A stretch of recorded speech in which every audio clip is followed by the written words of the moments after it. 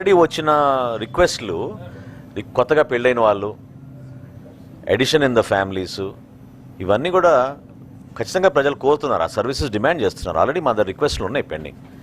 So ఇప్పుడు ఏం లేదండి, once we open up this facility, ఎందుకంటే ఏప్రిల్ 30కి ఎప్పుడైతే ఈకేవైసీ నమోదు పూర్తవుతుందో తప్పకుండా ఈ సర్వీసెస్ అన్ని ఓపెన్ చేసి మేము వాళ్ళందరికీ అవకాశం కల్పిస్తాం. ముఖ్యమంత్రి గారు కూడా అదే కోరుతున్నారు, కానీ ఎక్కువ మంది ఉన్నారు జనాభా అని. సో ఫ్యామిలీ మెంబర్స్ డీటెయిల్స్ మీకు పూర్తిగా నమోదు చేసే విధంగా ఈ కార్డు రూపొందించాం.